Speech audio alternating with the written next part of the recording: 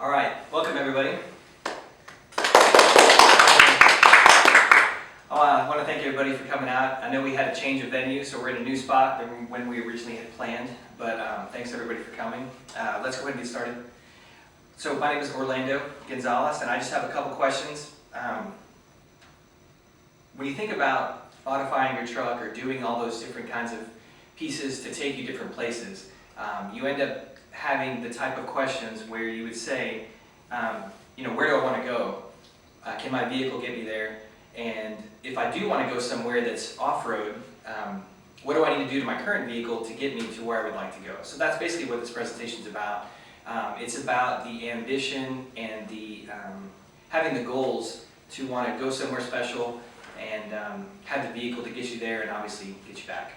So my presentation is Follow Me Off-Road, and it's a suspension lift upgrade presentation. And I'm actually going to be upgrading my personal vehicle, and we'll be going through all the steps, the parts, and how you could do this at home. So again, this presentation, my name is Orlando Gonzalez, and this is for a UNT spring semester course, Technical Presentation Skills LTEC4121. Personally, I have about 15 years of automotive experience. I raced the semi-pro league for several years, and I also wanted to do my own work on my vehicles. I didn't want to just have a car that was fast. I wanted to be able to experiment with the vehicle, understand how it worked, and then be able to purchase parts and put them on the vehicle myself. So I have a lot of experience working with cars, buying parts, and performing these types of upgrades. I haven't done actually very many truck upgrades. This is my first one for my own personal truck. But we had a good time, and I think it hopefully will benefit those watching. This particular truck that I have, we are going to be upgrading it for an overlanding trip. And what that means is that we'll be traveling for long distances, mostly on dirt roads. It's not really for rock climbing, and we won't really be going in too much mud, other than if the ground gets wet, there'll be trails that'll be muddy, but it's not really for going mudding or for rock climbing. It's more of just exploring. And so this truck is actually pretty big. It'll carry a lot of load, and we'll be using it for trips up into Colorado, Arkansas, and if those go well, we'll continue to go up north, maybe into Montana and other places. And going with that overlanding theme, I wanted to play an intro video from Clay, who is part of Expedition Overland. Let's take a look at that. And while this is loading, I will say that this is a little bit of a Toyota commercial, which I did not intend initially, but it does have all of the components about overlanding, and it shows a lot of good imagery about where you could go. So here's the video.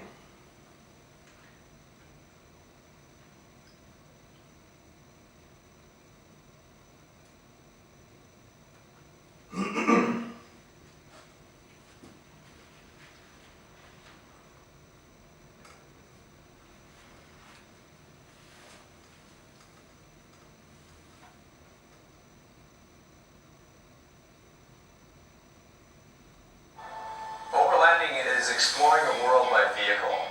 It's a very unique way to travel and see the world. It also allows you to directly interact with the environment that's just outside your window. My name is Clay Croft, Adventure Traveler, and we go beyond the pavement. We have a long history with Toyota. We use them because ultimately they have the best reliability. That means a lot to us as overlanders. We push our vehicles into distant places, and we want to make sure that they're going to get us back. Reliability ultimately defines the value of a vehicle. For me, it's not how fast it goes or how flashy it looks, even though they look good. It's about their reliability, and that is what I am buying when I buy a Toyota. Reliability. Durable means it has to start, it has to run, it has to work, always.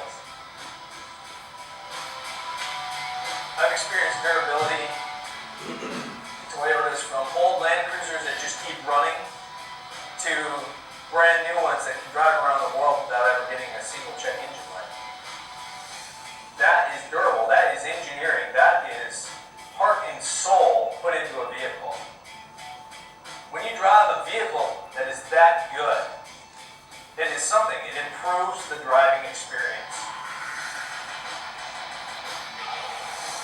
The Northwest of the United States has been the perfect training ground for me to learn how to travel the world. We have everything here. We have deserts, mountains, snow, mud, sand, rock. Almost all climates exist within the Northwest.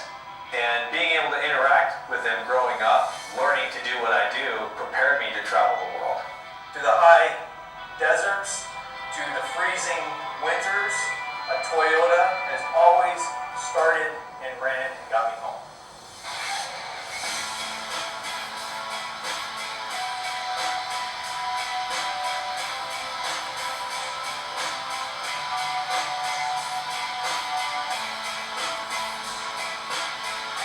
Toyota, let's go places.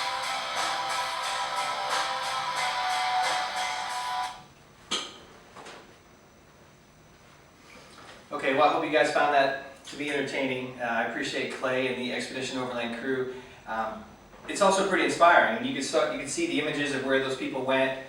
Those trucks were heavily modified, right? I know initially the Overland crew, they modified a lot of those vehicles, but they also used different partners to help them with different parts, like those rooftop tents and custom bumpers and stuff. So those vehicles are on the extreme for traveling and going off-road. But again, that's just kind of the inspiration that I was going for, to be able to have a really nice vehicle that'll get you there safely, and like Clay had mentioned in the video, make sure you get home safely. And so being able to go and experience all those places and having a great truck to get you there. So this is actually what we'll be working on. This is my 2015 F-150. This vehicle is stock. You can see right here, it still has the paper plate on it when I took this picture a few months ago. This has been a great truck. It's got a V8 5 liter, and we are going to be doing just a couple things to it so that when we can take it off-road, we want to make sure it doesn't break, and then also that it will get us home safely.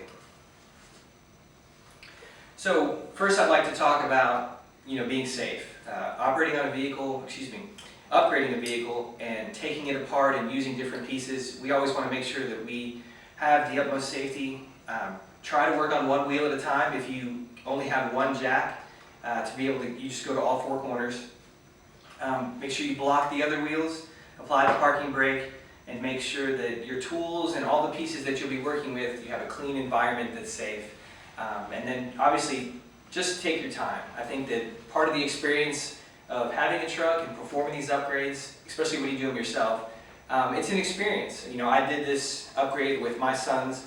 They helped me with tools, they helped me with pictures, with the videos, and again, I would like to thank my family for helping me when I was making this presentation.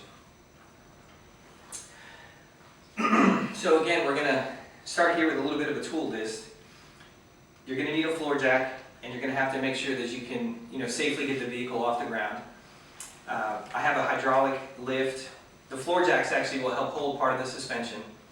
We have hand tools, different components like wood blocks, a hammer, bungee cord. I didn't put a list of the exact sockets or wrenches that you might use because all these vehicles are going to be a little different. If I'm working on this Ford, you might have a Chevy or a Toyota, all kinds of different components that are different between the vehicles. So this is a little bit more of a general presentation, but it will get you everything you need to do the job. And then of course at the end they're a helper. It's always good to have some extra set of hands to help you move things around. And of course, nobody wants to do this stuff by yourself. If you end up getting hurt, you want to be able to have someone to help you. So the suspension that we're going to be doing is actually what's called a spacer lift. So we are going to take the components of the stock suspension and we're going to add a spacer in the front and the back that will actually lift the vehicle up. You could replace the entire suspension with bigger components. It's pretty expensive. So this is just kind of an intro to get us started where it's pretty inexpensive. All these parts cost less than $100. And we're putting in those spacers to add to the height of our vehicle. So the suspension will be stock and we'll have these spacers that will hold the vehicle a little bit higher. So we're going to start in the rear. It's a little bit easier. Let us get warmed up. We want to be able to lift up the rear part of the vehicle, and as you remove the components in the suspension, you'll need those floor jacks to actually hold the axle, because the axle is held up with the suspension. So the video will show that. Let's go ahead and watch the first one here.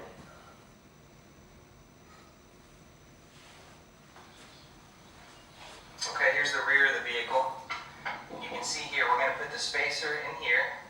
These bolts don't have to come off, so don't take these bolts off. The bolts that we'll be going after are down here. This one and this one. These two bolts have to come off. And then these two on the other side.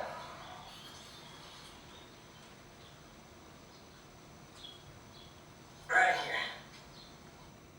Notice also real quick in this video that I didn't mention when I was making it is when we do lower, these are the floor jacks. And they're underneath the axle here to make sure we hold this piece up. So as we loosen these bolts, this whole axle will actually lower and it'll sit on that floor jack. So it's really important to have those there. They were in the tool list from earlier. Take these 4 bolts off, and then we'll put the spacer right in here. I did want to start in the rear just because it is a little bit easier. The bolts are pretty easy to get to, and the overall component that we're installing is very easy to get to also. So you have those U-bolt brackets, we take those out, and then we'll have our spacer, the rear spacer, which is the part I'll show in now. And here's another video showing that piece.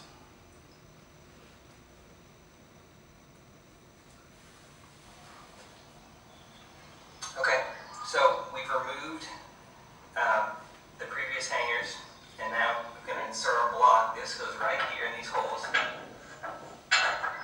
And then we'll lower it back down, and these will be our new hangers over the top, and we'll bolt these down. We're going to put that piece on now. Here's the other one.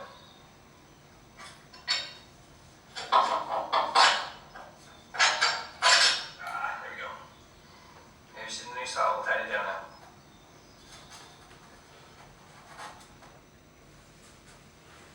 Let me just show you one more piece about this. So we have the down now. So as you can see here, this is the leaf spring in the rear suspension. This is the new spacer block that we're putting in that's actually going to be raising. The vehicle will go up, and this is the axle where our spacer sits on. We got new U-bolts. These new parts are the pieces that we're installing. The old ones we just threw in the garage. We'll use them for something else. And we also got new bolts on the bottom so they go to the brackets. So again, this is just a snapshot of the piece that we added some height to and put the spacer block in there. Next, we will actually put in the spacer, which you saw in that last piece. And the next part, we actually will put in those U-brackets, which you saw in that video. I want to show this next piece. This is a clip of actually showing the components already installed, but not fully bolted down. Okay, this is from the back of the truck. You can see here our new block. The new block is in place, and the new brackets. I just hand tighten these. We're about to finish tightening these all the way down. And you can see this is what it looks like with the spacer installed. This is the other side we're about to do.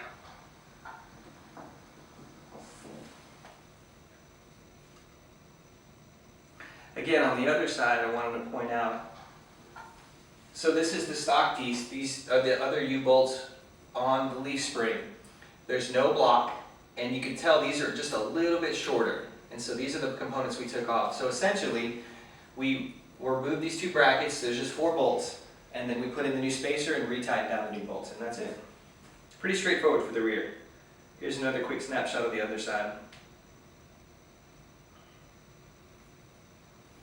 So you can see here on the side that we've almost got completed. The spacer block's installed, 2 new brackets, and then the back of the truck is lifted up. This is only about 1 inch. So some different suspension components, you could do 2, 4, 6 inches, depending on the type of lift you were doing. We also need to be aware of these components. You've got a lot of hoses and wires that are going up into the wheel, ABS sensors and things like that. We want to be sure that we don't overlift the vehicle. If you are doing a much bigger block, be mindful of the other components that are around, that if you end up increasing it, you might have some negative effect on some other parts that weren't made to go that far originally. And that does bring up one other point. I think it's important, obviously the Ford engineers, they spent a lot of time making this truck work really well. It has a warranty. It actually has a lot of components that we want to keep stock. We're just looking for a little bit of an upgrade to make sure that when we are using this vehicle off-road, that we have a lot of good clearance and we don't damage anything else by running it over. So We want to stay close to stock, but a little bit upgraded, enough to safely travel off-road for the majority of our trip.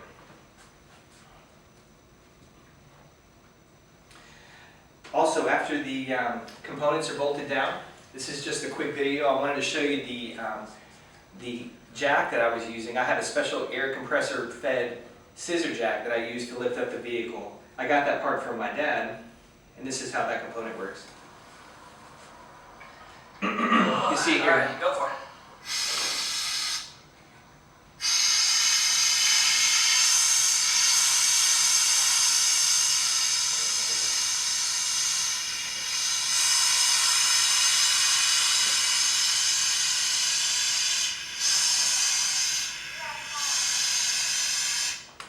Keep going, Ty. Hold it down.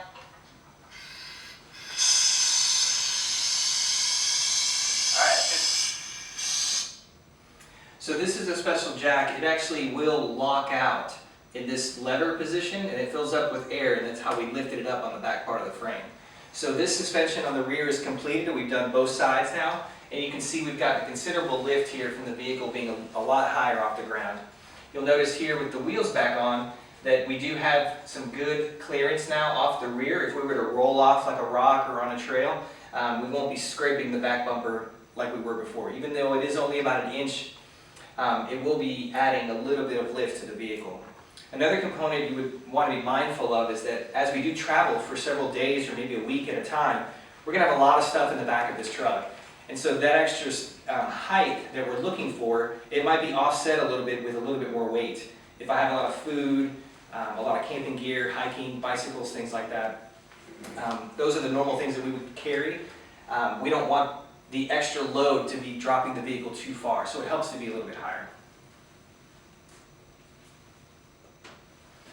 Again, this is just a really high quality image showing the axles being supported by the floor jack, the block installed, and this is the new U-bolt bracket that's holding. This is the actual stock bracket that came with the truck.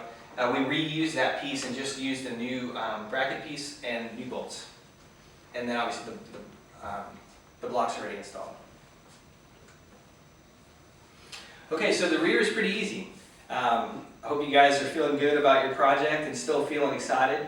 We flew through that pretty quickly, and I do want to stress again, just take your time. I get frustrated, obviously, as much as anybody else when things go wrong, when you can't find tools or parts aren't coming off like they were supposed to. It's hard not to get frustrated, but I want to be mindful of, this is part of the process. We want to be sure that we learn and be observant of what the vehicle is doing and what the parts look like. It's also a good opportunity to look at other parts on the vehicle. I know when I do an oil change or when I do any components on any of my vehicles, I like to make sure that I'm aware of all the other fluids, any part that looks like it's worn out. Now's a good time to, as you're in there, take a look around and get yourself familiar with all of the different parts of your vehicle. So this is our halfway point. If anybody needs to stretch, be mindful of our time. Looks like everybody's okay. Okay, let's move on to the front. The front suspension is more difficult. We'll just start with that. A lot more parts up front, and the suspension is a little bit more heavy duty in the front. Remember, the engine is in the front, obviously, so there's a lot more weight for the vehicle up there, so the parts are a little bit more heavy duty. Again, we'll start with just raising the vehicle and removing the front wheels. This is another opportunity. I wanted to show you guys the same jack we had. Here's what it looks like from the front, and we lift like the vehicle. You can hear the air lifting. There you go. Thanks. Okay, so now that the vehicle is raised in the air, the next piece is we're going to go ahead and attack the front suspension. And again, the front suspension is a bit more technical, right? We have a lot more pieces in the front, the steering is in the front, the engine is in the front, which is a lot more weight, and the suspension pieces are a little bit more complex. So again, just take your time. We're not in a rush. We're going to enjoy the process, which obviously is going to take a little bit of time. So as you pop up the hood, you're going to need to go after the 3 bolts on the top that hold the top of the strut, and then there's a couple more components, the sway bar, tie rod end. There's a knuckle, which I'll explain here in a minute how to get that off, and the tie rod. All those pieces have to be removed so that we can open up some space to pull the actual strut out with the spring on it. So here's a little video that talks about those pieces and how we did that. Okay, moving to the front of the car, we're going to add the same spacer here. This is the front coil. And this piece, these bolts have to come off. And we're going to add the spacer right in here.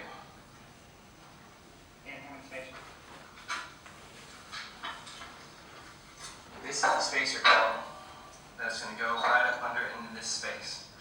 So these bolts have to come out. This whole piece will go down, and then this piece will bolt into that. And that's how the spacer lift kit goes. I've taken this bolt off already, and the ones below down there. This is the steering down here on the bottom. One tip that wasn't in there, you've got to loosen this. Try to get in here. Loosen this up to free up the brake line so that this can. Again, I did want to talk just a little bit more about this piece. This is the hard brake line that actually comes from the vehicle down to a rubber movable brake line. This clip holds in this component. We want to slide the clip out and allow the brake line to dip a little bit lower. As we start taking apart all these suspension pieces, you're going to be you'll be moving the suspension pieces further away from the vehicle than they were intended. So we need a little bit more flexibility to be able to move these parts. This is one of the ABS brake line sensors. Again, it's a plastic piece here. This, if you push, it'll just slide right out. So what we're looking for is a little bit more mobility from these two pieces as we take the truck apart and pull pieces away from the vehicle. Again, these are not coming off. We're just looking for a little bit more space to work. Move freely. As this piece here goes down, you need the flexibility here in order for it to move freely. Same with this. This can push through from here. So this has to come out. Take this clip out, and then this brake line will go down. We want to get these out of the way so that we can move the suspension down and out of the way to remove this strut. Okay, we've removed the bolts. You can see here and here. We pulled out of these holes here and here. Make sure you support these extra components with the bungee so they don't spin out. You can see the brake lines are loose and this ABS line is loose. And then over here, the steering is also bungeed up. Now this piece here, the lower control arm goes down. You can see the struts already coming out here at the top. And then this piece, we'll see the struts already coming out here. Yeah. One other bolt that I didn't point out here was actually for the sway bar here. There's a bolt that comes off here. That bolt goes up, and as we push this component down, we'll relieve this space here, and it'll allow this component to move. Obviously, if we didn't take this bolt out, this lower piece wouldn't work, or it wouldn't move down, excuse me. Now this piece here, the lower control arm goes down. You can see the struts already coming out here at the top. And then this piece will come up, and if you can apply enough pressure to push this up and that part down. Again, for this piece, we needed two people to do this. So I had somebody on the bottom pushing down. I was able to push up with one arm and then pull it out. So this is the two-person job. We talked earlier in the presentation about having helpers. This is where you're going to need that extra set of hands. This piece bolted down in here, these suspension pieces are really heavy duty, and it was pretty hard to push down. So make sure, again, take your time, and when you push it down, it'll allow you to slide the whole strut and spring assembly out. And then the strut will slide right out. The strut was sitting in here, 2 bolts on the bottom, and then the 3 bolts up here at the top. We slid the whole unit out. We had to push this piece up, this went down, and the hardest part was getting this knuckle where you could leave these loose, and obviously that's really tight. So this part's out. Now we've got the strut here, and we're going to put that spacer on it. So now we've got it out of the truck, and next we're going to talk about the assembly of having the spacer and how we're going to actually put it on the strut.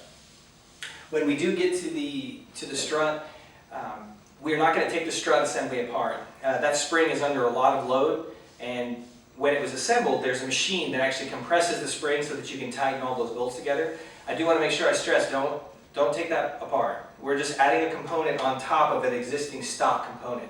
If you were to try to take that main bolt on the top, the spring would release under a lot of pressure and send parts flying, and you could probably get hurt. So we're not touching the spring, and I wouldn't recommend doing that without the proper tools. This is what a close-up picture of the part. Again, all this strut is not disassembled. We're simply adding a component on top and then adding some bolts. This spring and the components, the way that Ford had intended on building them, we're going to reuse those pieces. We're just looking for a little bit of lift of the overall vehicle. We're not trying to re-engineer or modify the main function of what the strut and the suspension components are doing. So we're just looking for a little bit of a lift, not re-engineering, the Ford components. Here's a quick video. We'll talk about the suspension, and I'll show you how we put the strut and the spacer together.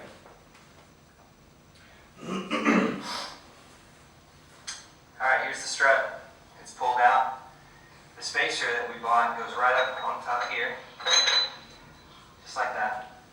And then we use the existing bolts to bolt down here from the truck, and we got new bolts that'll bolt into this top part. And that's the width, or that's the length that we're doing to raise the truck. So again, that was a little bit of a joke I remember to put in there. It is important that you do, depending on how much you like your hands, to go ahead and wear gloves. I normally don't wear gloves. My hands are already pretty torn up. If your hands get scratched or scraped up pretty easily, be sure to go ahead and wear gloves. There's several different kinds you can wear. I had intended to wear gloves, but of course I forgot. So again, even though this is a brand new truck, you saw how dirty my hands were. This truck had like 1,000 miles, or about 3,000 miles on it when we did it. So the truck's already super dirty, my hands got dirty, and it was really new. You can imagine if it was an older truck that had 100,000 miles on it, you would get even more dirty. So once we have that spacer on top of the strut, the next piece is to go ahead and put that back in the truck and start reassembling all the parts we just took off.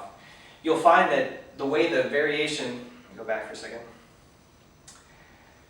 The way the bolts are spaced, where there's 2 and then 1, it's not possible for you to put this part in incorrectly, because the way the bolts are set, it can only go one way. You will find that you do have to kind of spin it a little bit to make sure it slides into the holes, so just be mindful about how you put those parts back in.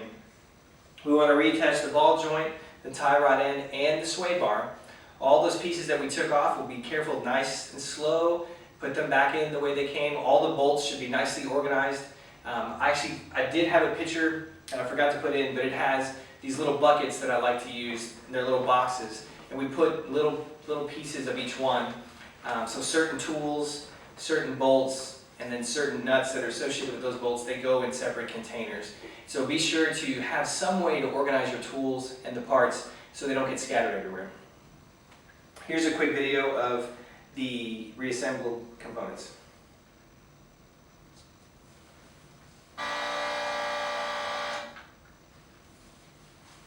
My compressor was on still, so it made a little bit of noise. As you can see here, let me zoom back for just a second. This is looking up at the newly installed strut. This is the top of the strut, which normally would be way up into the car or into the vehicle. And now this shiny piece right here, this shiny component is the top of that spacer. So what we're doing is we're creating a little bit of space, which is going to lift up the vehicle. The rest of the strut assembly wasn't modified at all. So it's a pretty simple change. And as you can see, as we're zoomed in, there's just a little bit showing of the new part.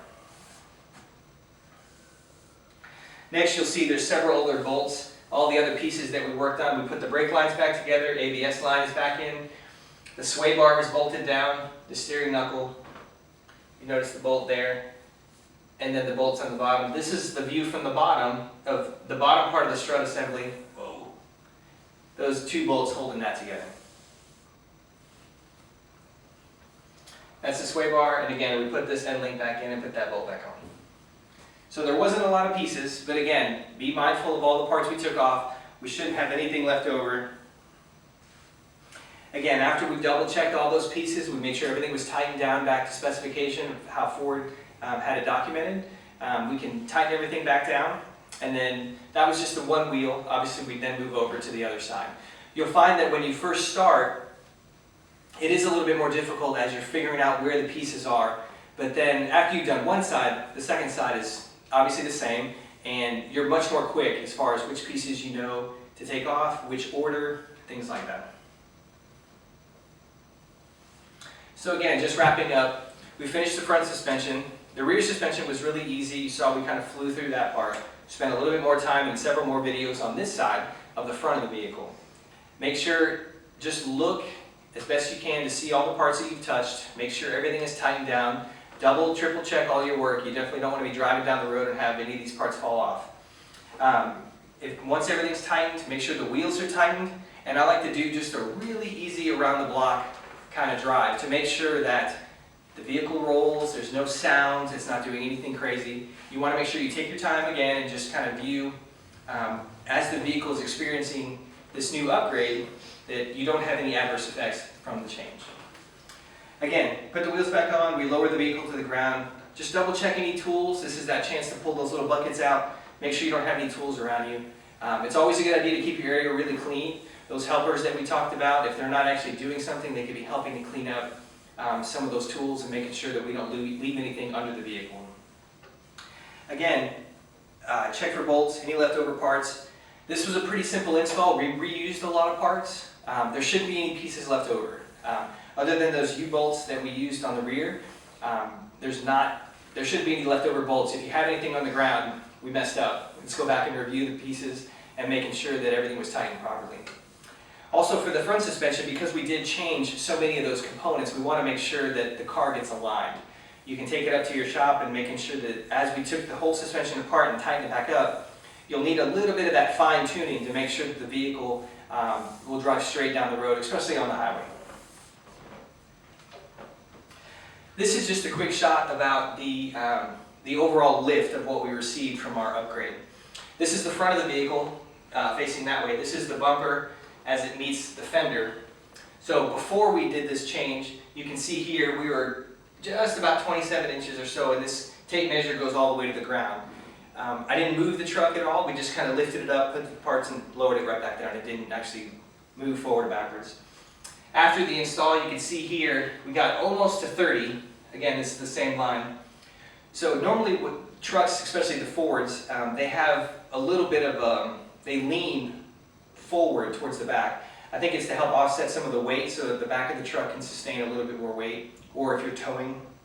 So our goal was to add a little bit more to the front to help level out the vehicle, and then pick up the back to have a little bit more of a flat stance. We weren't looking for that kind of forward flexing, but more of a flat and a little bit raised up. So we picked up a lot of inches in the front. So here's the rear. You can see we didn't wash the truck before the pictures, but this is the back of the bed as it meets the rear bumper. Again, we were a little bit over 23, and then here we picked up about an inch. That was the result of that spacer that we put in the rear of the vehicle. So not a lot in the back, but enough to kind of give us just a little bit more clearance if we were to roll off a different, if we were on a trail and we're looking for a little bit better departure angles for our vehicle as we would go up to things or roll off them. So here's the finished result. We had a lot of fun. I want to thank my helpers and everybody who was there videoing and helping with the install. You can see here the truck is a bit more level and it's raised up. We took the rails off the bottom and some of the stickers, and the truck got washed. We did actually change the wheels from the original stock wheels. These are all black. And the truck, I think it looks great. And we had a lot of fun performing this upgrade. And again, I did this at my house. This was in my driveway with my tools. That's all I have. Does that make sense? Does everybody have any questions? You guys have fun? Thanks everybody for coming. I do want to say, if you guys have any other questions, you can come down here and talk to me in the front. I do have an attendee satisfaction form. Please be sure to fill that out. And thanks again for coming. That's all I have.